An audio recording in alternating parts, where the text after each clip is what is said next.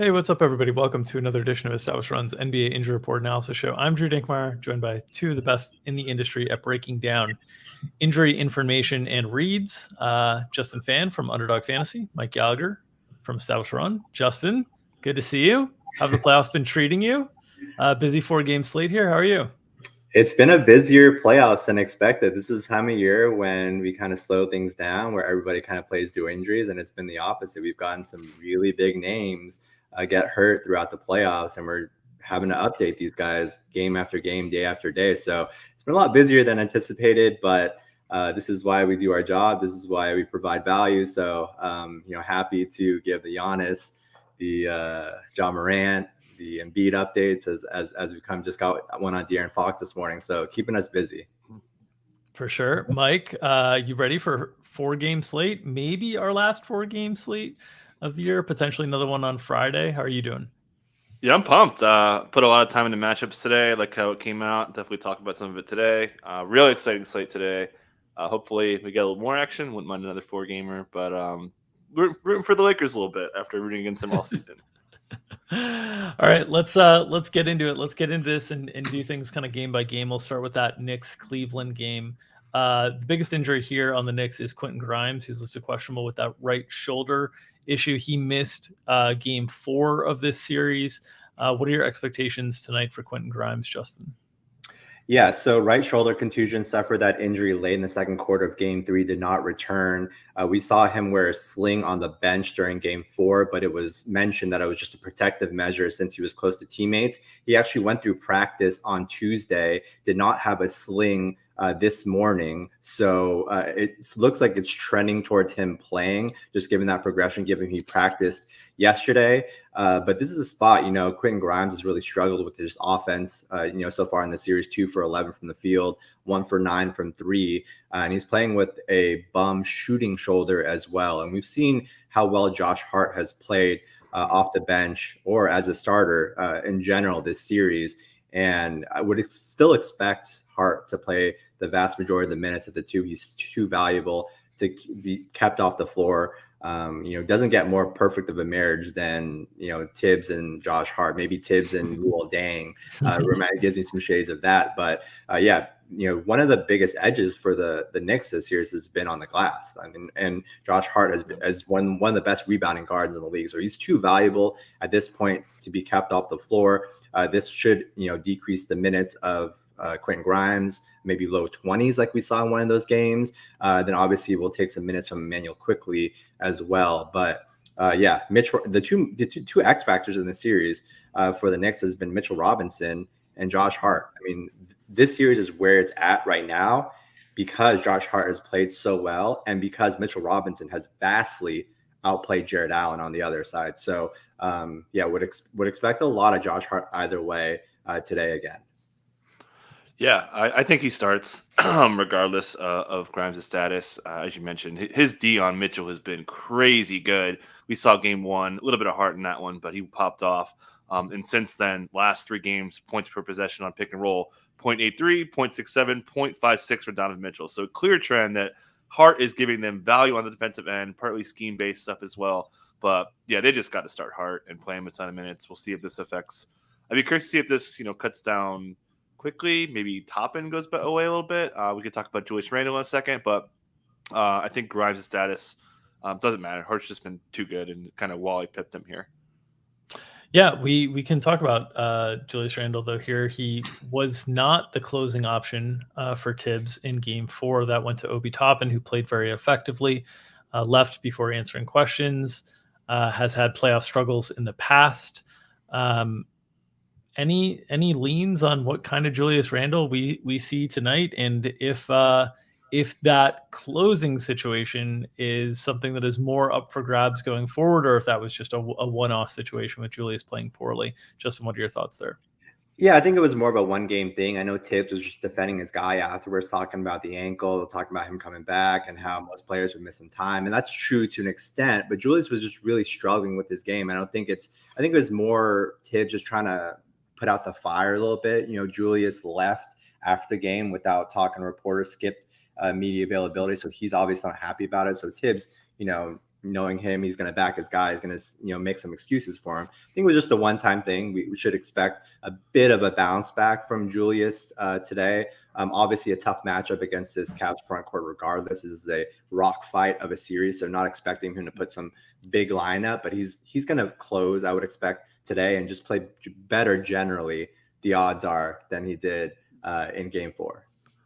Yeah, wish I had 2 more hands to give his Game 4 performance 4 thumbs down. You remember the Julius Randle thumbs down stuff from a couple years ago, January 6, 2022. Shout out to me for remember that date. But so one thing to add is he was grabbing his back a couple times. So I think that it was a little injury related. We'll see if he's healing up. That fall in Game 2 was pretty bad. We saw him really limping off around there. So I think that could impact him as well. But yeah, I'm with you. I think he closes. It is also worth noting that we've seen little shorter stints in these Randle minutes. Again, could be tied to injury, but in another world where he wasn't hurt, we'd be projecting like 40 minutes here. But he's not playing full quarters. Actually, he did play full quarter in Game 1, but it's just not happening as frequently. They're clearly trying to keep his minutes down in somewhat moderation. He's not going like full on mid 40s like Brunson and those dudes. But expecting him to close. Effectiveness, I do have concerns because the matchup is really tough. Credit to Tibbs for actually going through with it and sticking with Obi on the stretch and benching Julius. That was clearly the right thing to do. And this is something that we didn't really see too much from Tibbs in the regular season, right? He would just stubbornly stick with Julius, even when he was struggling down the stretch at the expense of losing some games in some spots. And to do it in Game 4 of a playoff series is aggressive. And that's one where I don't expect it to happen another game, because I think if he benches him down the stretch again today, it's going to become a talking point. It's become a thing. So I think, from Tibbs' perspective, you don't want to lose a guy like Randle, in your locker room, have him be dejected. So I would strongly lean against him doing it again for a second straight game today. Yeah, that makes sense. On the Cleveland side of things, nothing to discuss injury related, but they've had trouble figuring out that fifth player to go with the starters. Karis LeVert, I thought played okay in Game 4, played really effectively in Game 2. Game 1 and Game 3 was just terrible.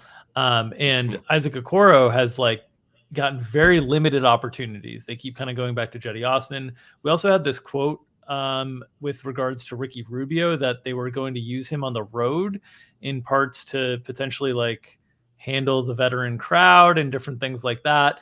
I'm wondering if he goes away entirely tonight. It's an elimination game for Cleveland. Would expect obviously very heavy minutes for the main guys, but the question marks for me are who is that fifth and sixth guy in this rotation tonight? Justin, do you have any leans there? No, it's tough because they keep asking Bickerstaff. They asked him about Lamar Stevens too recently, about how he isn't getting a shot, and you get the canned answer, but we'll continue to look at options, what's best for our team, and then you'll see it in Game 5 what our rotation is. So we haven't really had much of a tell. I would say that the benefit of having LeVert in there kind of manifests itself in the second half, especially in Game 4, when they started putting LeVert on the ball and moving Darius Garland off the ball. And that really helped spark Garland in that second half. So I would say that alone would mean I would not expect any sort of lineup change tonight.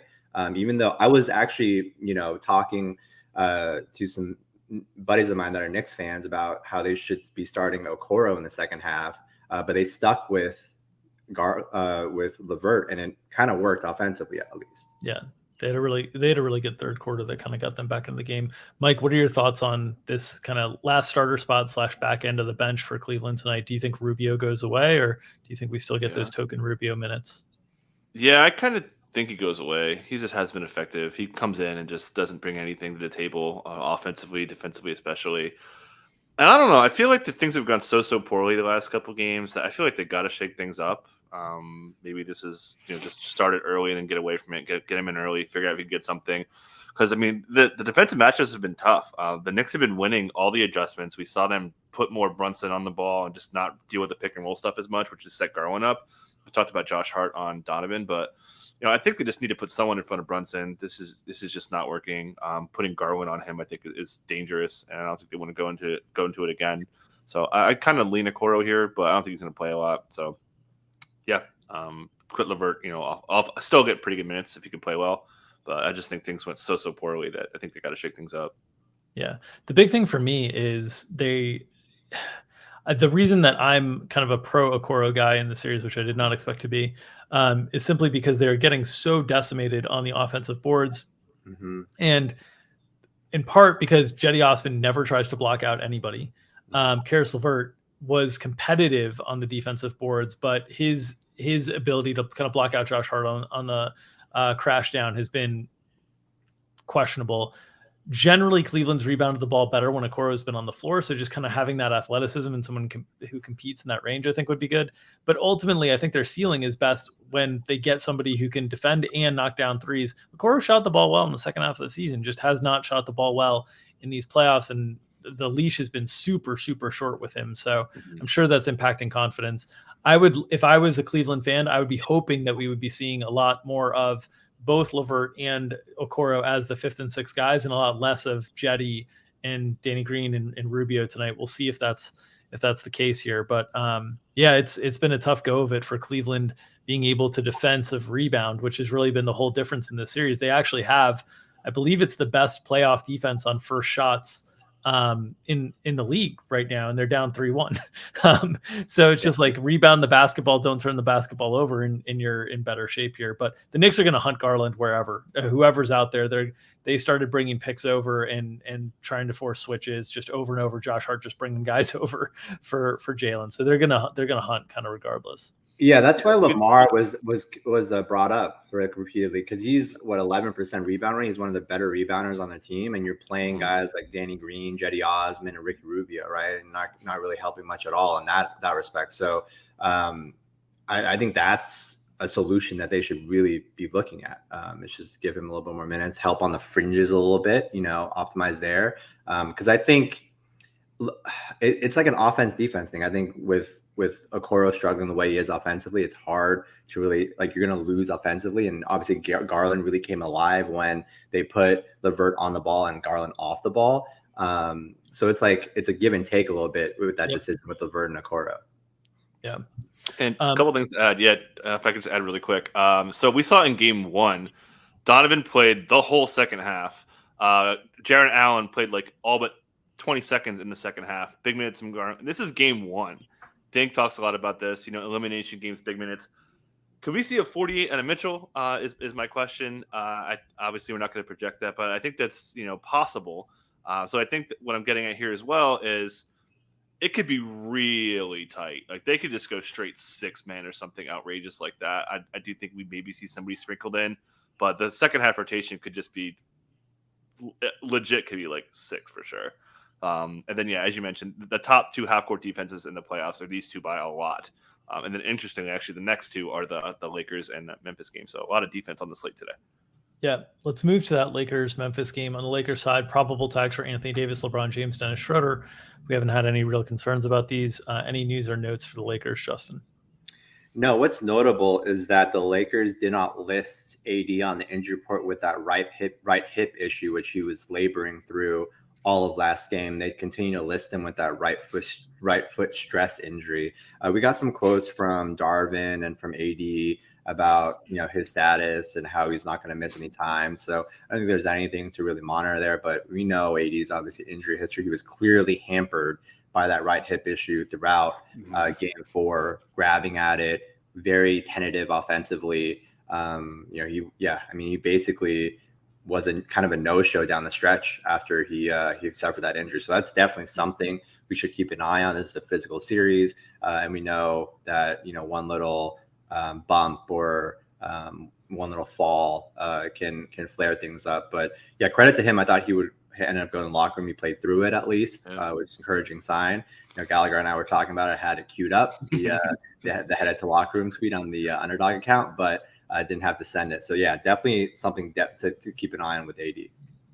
Yeah, he is, quote, hanging in there after the game, and he's going to get, quote, constant around-the-clock treatment, according to Darvin Ham. That's pretty much his whole life anyways. But, expecting his effectiveness to be in question, right? And the matchups changed, too. We saw a lot of Xavier Tillman guarding LeBron, and that put Jaren. I think that also affected him a little bit, too.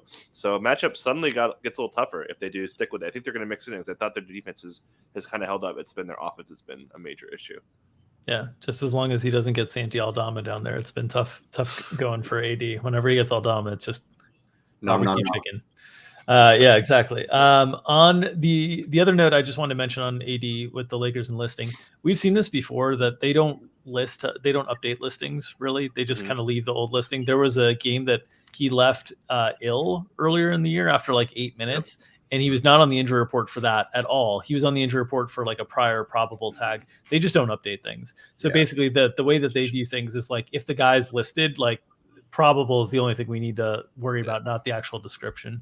Shoulder injury from game 1 as well. Had that went to the locker room, wasn't listed with that next game. So mild note there. Okay. On the Memphis side, still without Steven Adams, Brandon Clark, Jake LaRavia. Any notes, Gallagher, for the Memphis side in terms of what you expect here? Obviously, elimination game at home. We saw on the road they played huge minutes for their main guys.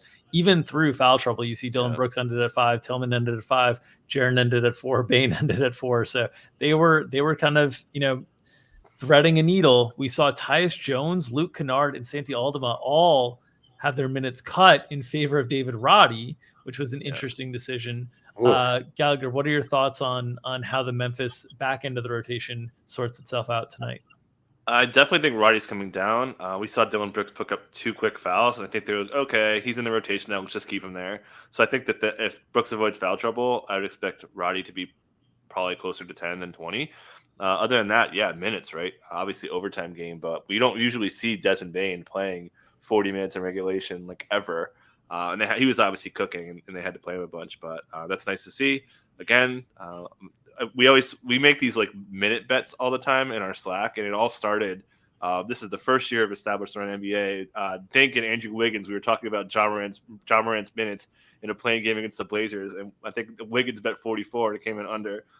Wiggins wanted to go 44 as a baseline, and I was like, buddy, I will take under 44 all day long. Like, I did like fun bet. I'll take. So whenever we see John Morant 44 in the box score, we laugh. But even in this game with overtime, I still would have. Again, this is Dink's jam. Elimination game minutes hike is a thing. So could be seeing big minutes. And it's nice to see that they have gone that way even before they're kind of have to get it. We talk about the Dylan Brooks influence. Look no further than David Roddy. I mean, this guy's out here jacking up threes, jacking up shots. Like, what are you doing out there? Like, it's wild to me. Yeah. I will give you guys the pro Roddy take for why I think his minutes were expanded more than just the Dylan Brooks foul trouble. I think something that they're trying to do, because they're trying to be so physical in this series, is just have more bigger bodies out there. And Roddy's a bigger body to just kind of throw around and muck things up, and he'll get in there and kind of rebound and different things like that. And they were willing to sacrifice shooting for it. Obviously, the Lakers were going to leave him open and he's going to fire shots. But it was really surprising to me that Luke Kennard was surpassed here. Aldama, we talked about, like Aldama, it's been a tough series for him. Understood his minutes kind of coming down. But really, Roddy stole a bunch of minutes from Kennard and Tyus Jones. And that was really surprising to me. And as I was watching, I was like, why is this happening?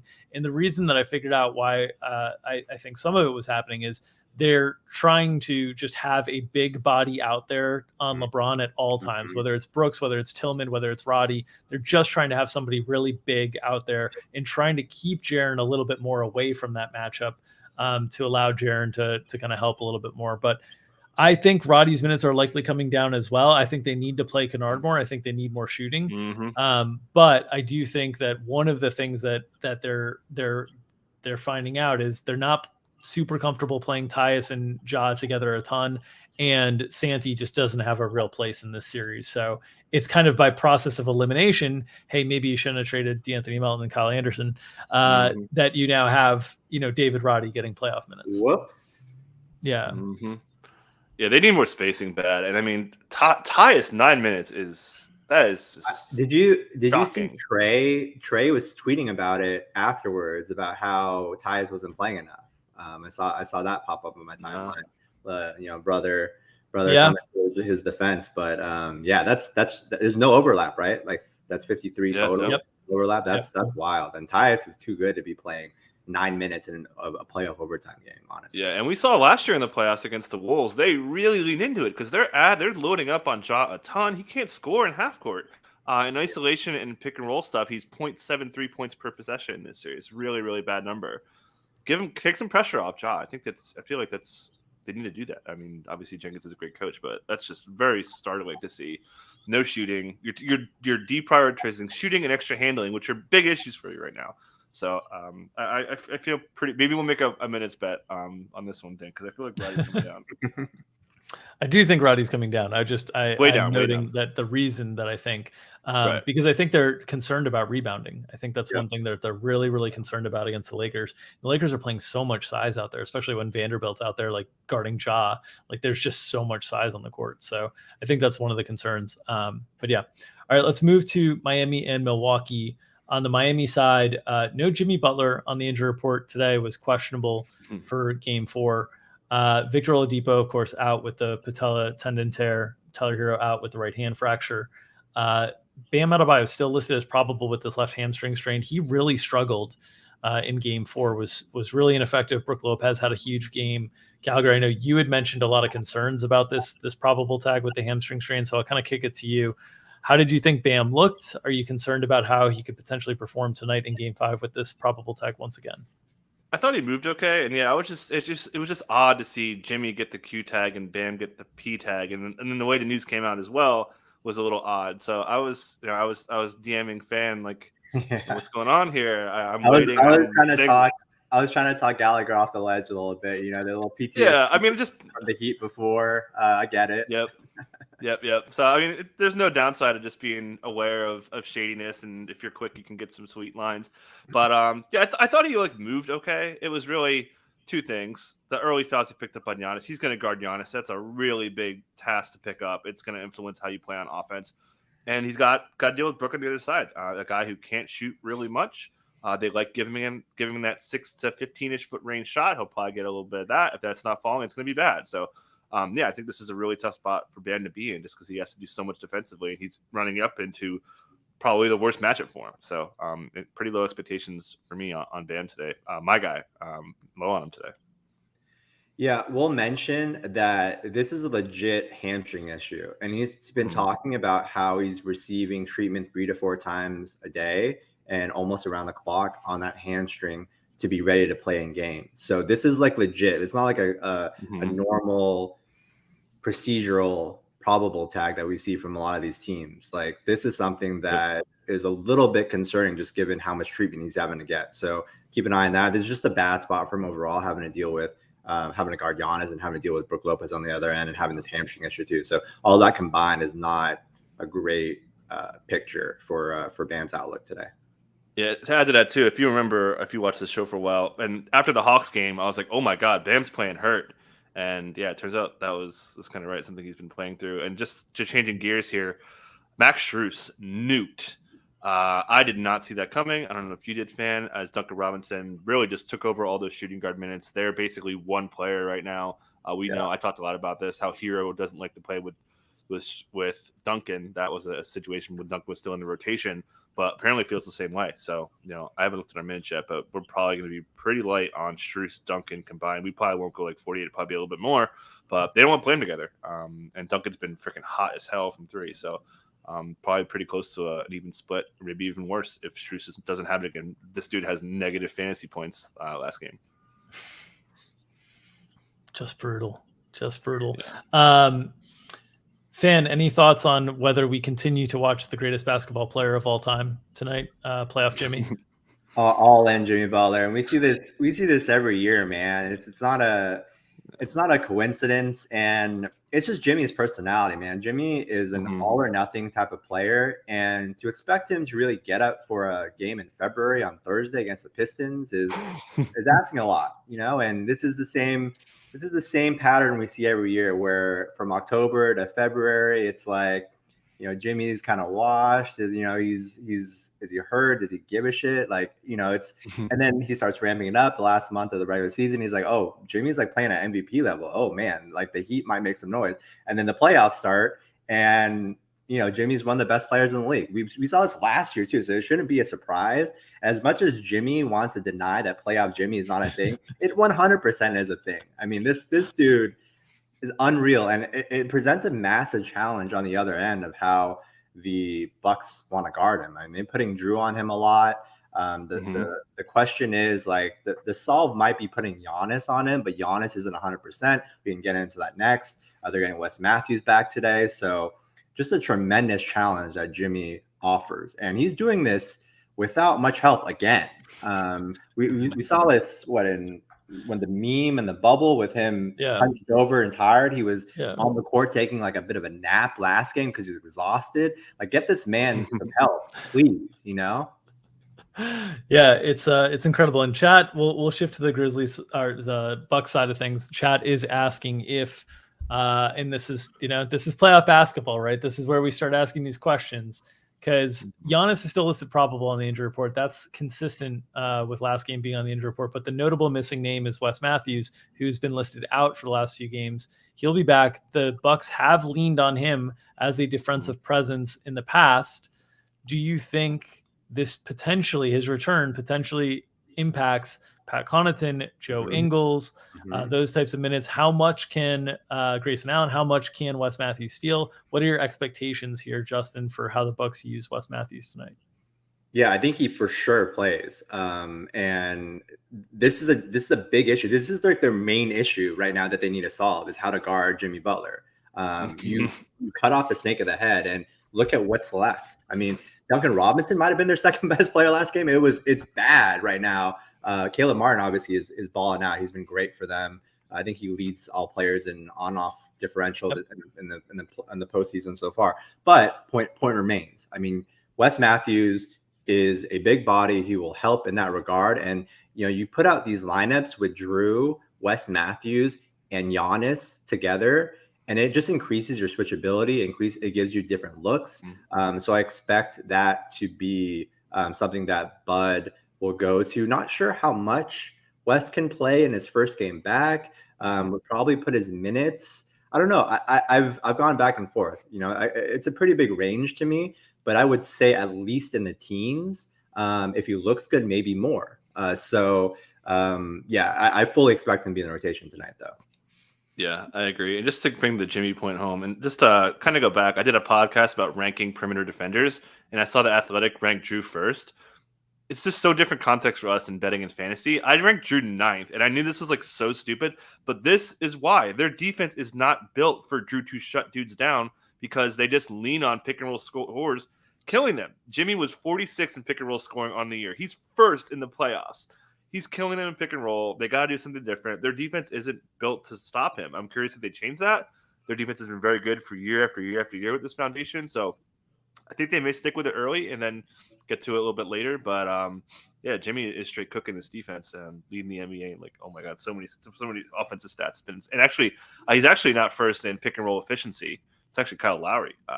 They're getting killed in pick and roll with the two guards. Or at least you could call Jimmy a guard on offense. He's everything.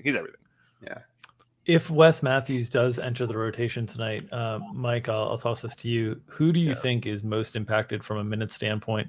We saw Connaughton play decently well last game. Didn't shoot the ball well. That was the big issue.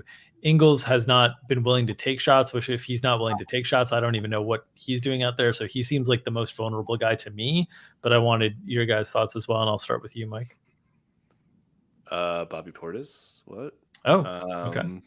I mean, Bobby Portis got nuked, man. He's not good in the series. I don't think he's gonna go up much. Is my point. And Brooks gonna play a lot, but I wouldn't be surprised if he gets cut down even more because they just don't need. I mean, until what, like 9? So we just playing like backup center minutes, pretty much. Yeah, like yep.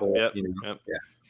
So I think Connaughton's been giving him pretty good minutes. A little athleticism, little floor spacing. I think they kind of need that, but obviously. If we're gonna project West, Giannis officially available. By the way, just got upgraded on the 2:30 Eastern. Yeah, we should get to him with the IV stuff in a second. But I think that I haven't looked at our minutes, but I don't want to. I was very uncomfortable with our Portis projection last time. It's just hard to project it. So I honestly wasn't surprised to see him cut down. Curious to see. I wouldn't be shocked if he's like even lower. All right. So if you had to affect. Wasn't Ingles their sixth man last game? I believe he was the first sub, right? I think so. Yeah. Just putting that out there. Yeah. Well, we were on that for the projections. We felt pretty good that it was going to be Connaughton, Ingles in, Javon, Crowder out. We read that pretty well. I wish we were more aggressive on Portis. Yeah. But Yeah, don't have.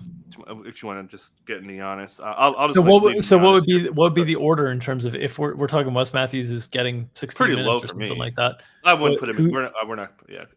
Okay, Fan seems to like him more than me. I mean, where would you put Wes's minutes? I mean, I'd probably come in like mid single digits. I wouldn't be very much. I would go like 12 to 16 was my range of thinking. That's a lot. I just don't think they would activate him in this spot if they didn't feel like they wanted to play him. I might be wrong. I might be wrong, but he's just exactly what they need. I mean, that's why they brought in Jay Crowder, right? And Jay Crowder just hasn't been what they wanted. They need a perimeter defender like that can hang with Jimmy. I think a lot of it will depend on how he looks too. Like if West. So you're saying that he could just? I think he would take Ingles minutes, like from a rotation standpoint. You're having kind of Pat Connaughton as like your 2-3, and then Wes is when Wes got minutes, kind of out of the blue, was when Portis went down. So that's kind of what I'm saying with the Portis stuff. But so I think it would be effective if I had to rank it, but relative to last game, I would say Ingles would be affected the most personally, and then Connaughton and Portis because you can't go much lower than 13. Right. What do you have West at right now, Dink? I don't know if so. I haven't taken a look at minutes yet. We've been doing some podcasting, but I don't think we have him in the rotation yet. So I think we need to adjust to include him in the rotation. Yeah, I'd probably put him like 7, 8, 9. I don't know. It seems pretty aggressive to put him that high. I would agree. It makes sense though. Makes sense. It's tough. I mean, the thing is, any number that we put him at is going to be more reduced because there's a chance of 0. Right. Like there's a chance that he's not ready and they're not playing him, and we don't know. The only way we'd know is if he's in the starting lineup, which would be really surprising to me. But yeah, so my thinking more there is if he wasn't ready to play, they would just keep listing him out and they would just remove him. Yeah, I don't really see any point of activating him and making him available and then just DNP-CDing him. Like I just have another option just in case. I mean, they don't need like Beauchamp or whatever. They're never going to that, So. But yeah, we will see on that front. Let's talk Giannis. So upgrade to available here. Had that lower back contusion that kept him out for half of the first game and then games 2 and 3. Thought he looked effective in his 38 minutes out there. I thought 38 was surprising that he got up to that level in the first game back, but the do or die nature of the situation certainly pushed Budenholzer up a little bit. Fan, what are your expectations for Giannis? Yeah, there's a lot to get into here. So we saw a lot of like yellow flags, I'll say, throughout the game, even though he played 38 and finished with triple-double. So in the second quarter, he went up for a layup. Afterwards, he came up grimacing and was grabbing at that back. He went to the bench and asked one of the trainers to work on his lower back with a massage gun, right? That was the second quarter. In the fourth quarter, after assist to Brook Lopez, he asked to come out of the game, and then Budenholzer sent someone to the scores table and he waved off the sub right after. And then after the game, we got the report from Shams that he had the IV and that's why he wasn't available to the media. They were hanging around waiting for him. They were kind of, tilted a little bit, and I understand, but that's why. So 2 times during the game, he aggravated that back and then he had IVs after. So this is definitely still something that's bothering him. That's a concern. And we saw, when he initially heard it, he tried to come back and played, I don't know a couple minutes and then checked back out and didn't return. Right. So there is still some risk here, I would say, just given we saw it twice and the IV after. So just want to add that with Giannis. Obviously, the line speaks for itself, but crazy he was able to do that and he was clearly still bothered by that injury. Yeah, I think that it's like a back injury. Anyone who's had a back injury, you can't do a thing, man. So you can't condition. He was out for a week, and at the level that he plays at, and the Dick and I were just talking about like calories burned for Kevin Durant, who wasn't, and Booker was a lot.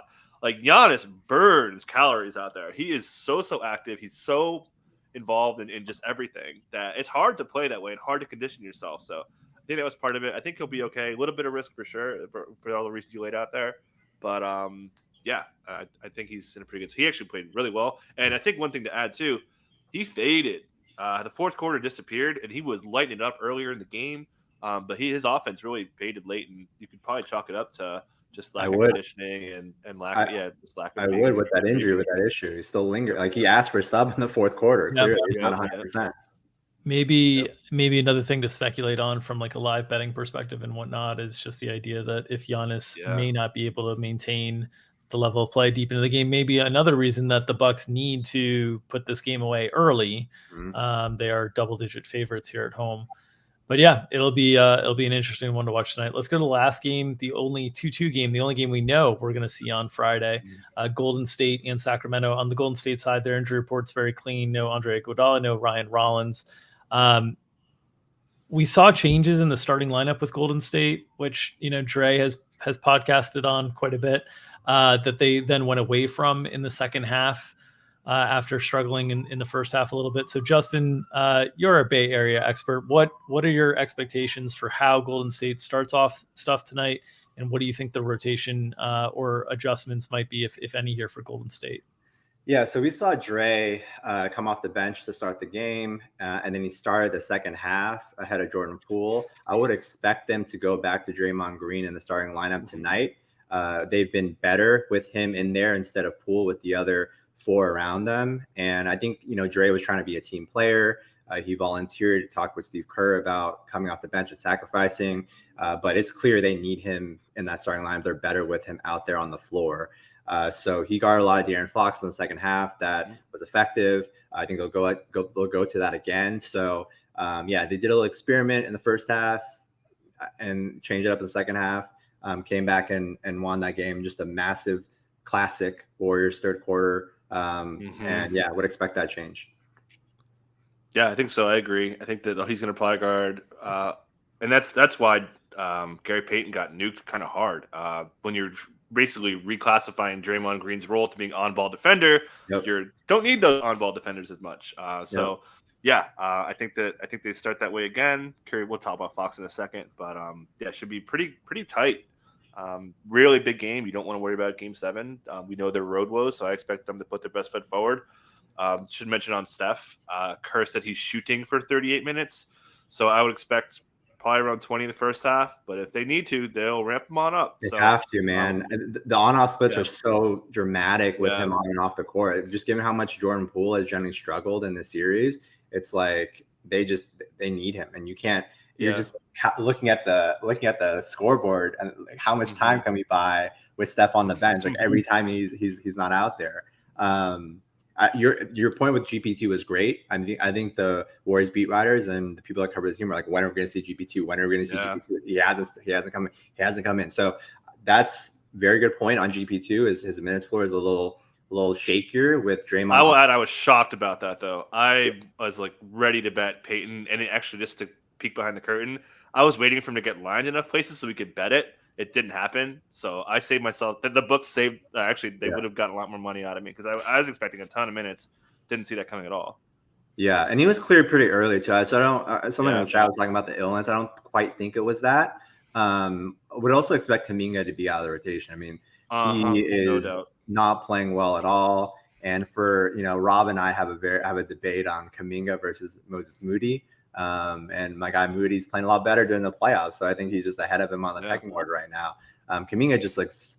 I mean, he's supposed to be there for the on-ball defense. It hasn't been there. Offense has been a little all over the place, and he's a very hot and cold, box of chocolates. You never know what you're gonna get with Kuminga type thing. Moody's been way more steady for them during the playoffs.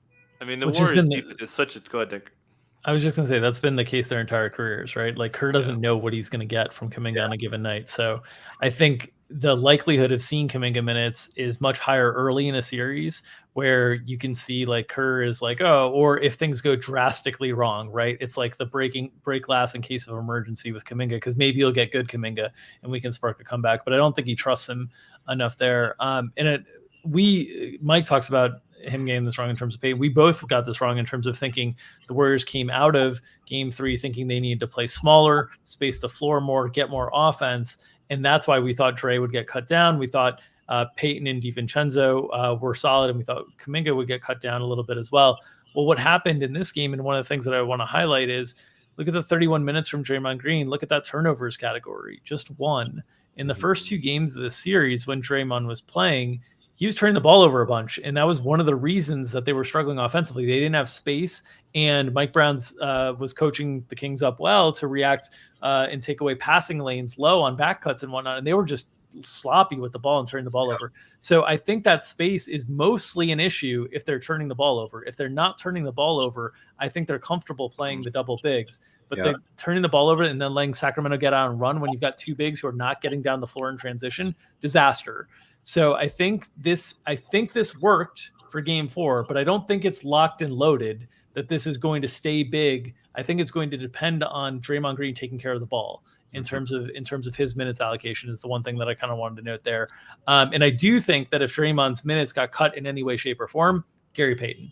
I think that's the guy that it's going to, because he's not going to turn the ball over because they're not going to put the ball in his hands. They're just going to change the offense and move to more pick and roll stuff with Steph. And the other thing that we should note is when we get into the De'Aaron Fox stuff, there's more potential pass that De'Aaron Fox gets cut down in this game, which we'll talk about in a second, as he's battling with this broken finger injury, this finger emulsion fracture. Peyton is mostly there for Fox. So, like, if Fox got cut down in any way, shape, or form, and it's more Malik Monk, they're comfortable with DiVincenzo, with Wiggins, with those guys on Monk. They've used Peyton mostly for Fox. So I think there's a couple like levers that are getting pulled here, but a lot of them are not in the direction of Gary Payton right now in my read of this series. Mm-hmm. Yeah, just to add to it, the Draymond lineup that was out there for 13 minutes, they won those minutes by 11. So it's like a 46 net. That lineup just smoked them. They were on it.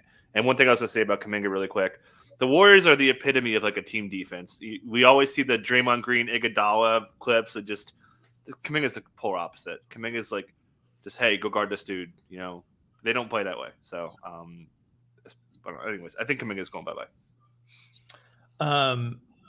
Let's get into Fox. Originally listed out, then doubtful, then questionable. Well, then expected to play. He's 99 to 100%, according to himself. We saw a little bit of video of him shooting that looked really bad yesterday. There was like a six shot segment from 3 that like all looked way off except one. He made one.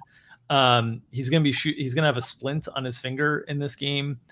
The Warriors are not allowing him to get to the rim in this series. They are making him take mid-range and deep 2s and 3s in this series. If he cannot shoot the ball effectively, I think the floor for minutes is very low in this game.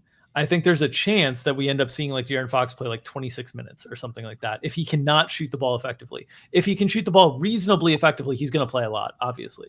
But if he can't shoot, like if he's out there shooting like 20% or something like that, I could see them just being like, okay, let's get Mitchell out there, let's get Monk out there, let's spread the floor with shooters and try to go that route. I think I'm on an island on this from the ETR perspective, so I'd like to get your takes. Justin, I'll start with you. I highly doubt they would bench De'Aaron Fox if he's not clearly injured. He just means way too much to that team. Even as a decoy, he is very valuable to this offense. And my concern more is that they don't really have many options that are good to slide in his place. Like Davion, Terrence Davis, Kessler Edwards. I mean, you can play Malik Monk a lot more, I guess, but he's been playing a ton already. Generally. So I just don't see them going away from Fox, even if his shot's not falling. They have other guys. I mean, they have Keegan, they have Herter, they have Barnes, they have another 6, right? That they could still. And the reason I'm saying this is just because there were stretches in the second half of the season where Fox struggled defensively and they went away from Fox in favor of Davion Mitchell. And they're very comfortable with Kevin Herter, Keegan Murray, Harrison Barnes, Malik Monk.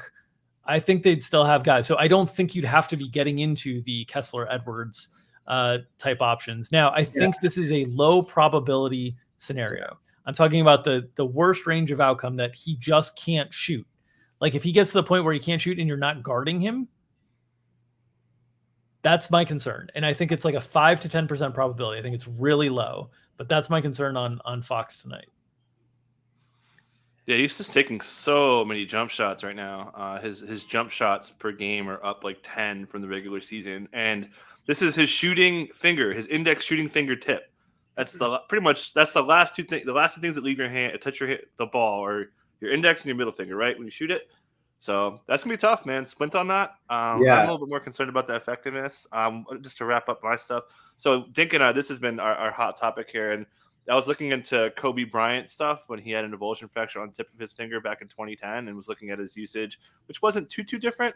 It was all over the place, but that's what Kobe does. So, there's a world that doesn't affect him, but there's also a world where it really affects him, just because it makes sense. Shooting tip of your finger on index is just one of the worst places to have that injury. Yeah, so small sample size here. We actually got clarification on when he suffered that injury from De'Aaron. It was like around the 6:30 mark in the fourth quarter. So went back and did a little bit of a query, just how De'Aaron Fox played and looked after suffering that fracture. His usage rate, the final 6 minutes and 30 seconds after that fracture, 50%. And he shot 3 for 8 from the field, and got to line, I think, 2 times during that stretch. So it didn't seem to affect his aggressiveness that much. He was still out there. I think he scored during the last 4.5 minutes, he had 10 points, and the Warriors had 11. So I think I definitely buy the idea that his shot will be affected, and it's going to decrease his efficiency. But from what we saw, he's still pretty damn aggressive out there after that fracture. Yeah. And I think I think the splint is the thing that I'm concerned about from the shooting perspective. Now, maybe he's just able to ditch the splint and play, but I think I don't know if doctors would let him do that. I don't know what the situation is. Obviously, we saw Jaylen Brown ditch the face mask in game 4 of that series. So I don't know what the parameters are medically with this stuff, but that's my concern. Is just a splint is it's got to be super difficult to shoot with.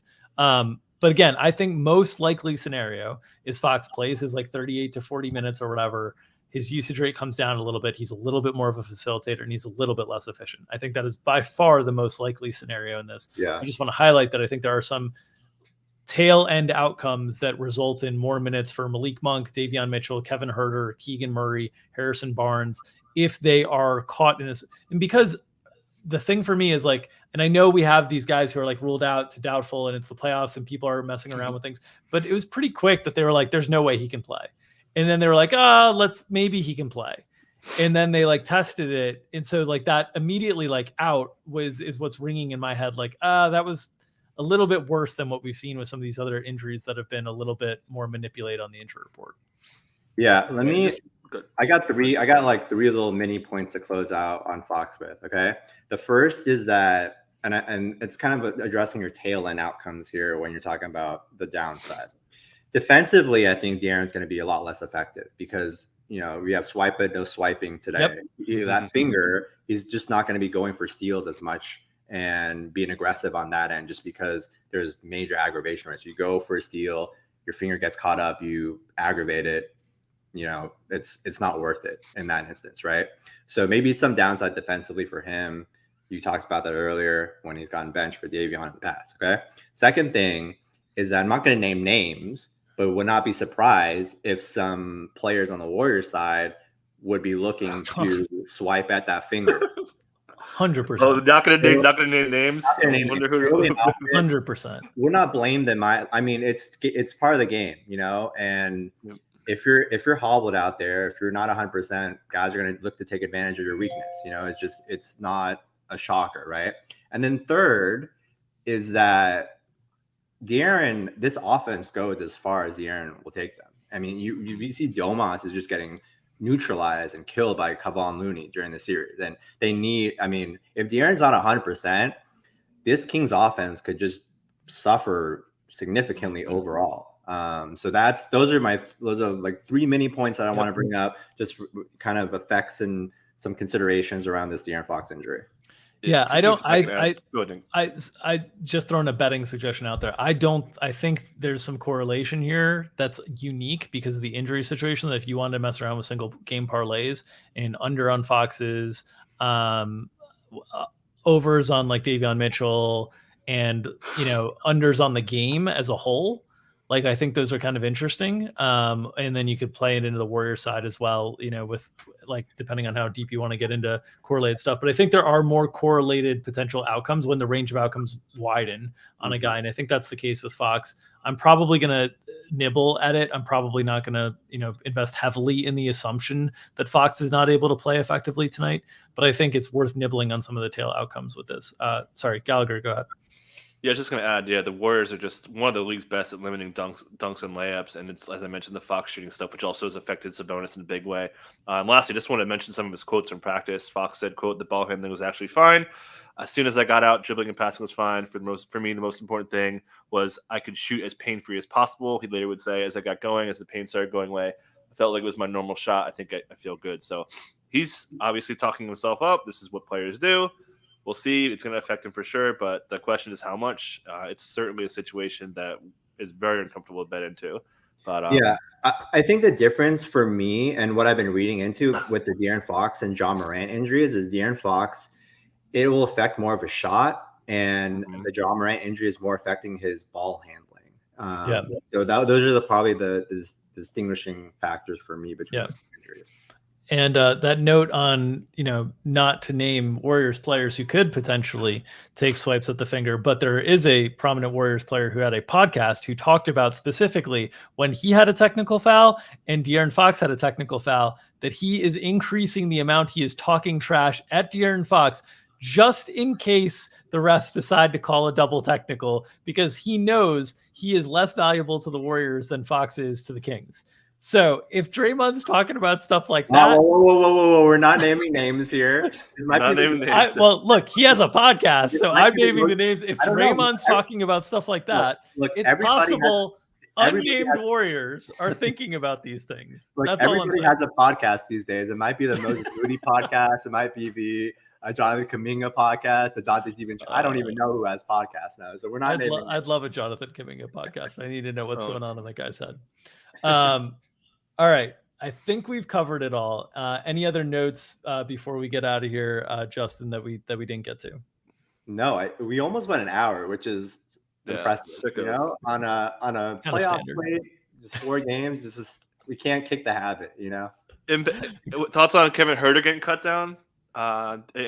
We should add, we were a little bit surprised that Keegan A was cooking, but we thought that Huerter was pretty safe. I thought he was so safe. Yeah, he was not safe. They clearly want to play Monk, and if Keegan's going again, and actually I mentioned this too. The Warriors playing a little bit smaller, right? I think that's good for Keegan. We saw him get nuked teens, but I think that the Warriors playing smaller with the way they're trying to score and defend, I think is kind of helping Keegan a little bit. Yeah, I mean, Keegan's been incredible, man. I mean, my God, he was invisible and he was getting benched the first couple of games of this series. Like you can't even notice him out there. And now, it's great to see him step up. I think it's a tough spot to put a rookie in, right away is in a playoff series against the defending champ. So good for him to step up and really, have that big game. You said, "My God!" I thought we almost had you on a "my guy." That would have been All right. That'll do it for today's edition of Established Run's NBA Injury Report Analysis Show. As always, support the people who are supporting us. This show is brought to you by our friends at Underdog Fantasy. They have daily NBA snake drafts for money, running in addition to many formats of NFL contests, including Best Ball Mania 4 that has launched. Will be available, I'm assuming, this weekend based on some Underdog cryptic tweets on seeing us Saturday post-draft. But $15 million in prizes in total, $10 million to the playoff winners, $5 million to the regular season winners, $3 million up top to first, $1 million to second. Incredible contest from Underdog. The summer of best ball is nearly upon us, so make sure to check out Underdog and Best Ball Mania 4. If you're playing NBA Pick'em, in-season subscribers can use our tool to compare ETR projections to their fantasy Pick'em games. If you haven't signed up for Underdog yet, use promo code ETR for a matching deposit bonus up to $100. That's promo code ETR at UnderdogFantasy.com. I cannot wait for the summer of best ball. I'm just going to go on long walks around New York, draft multiple teams at a time, try not to get hit by traffic.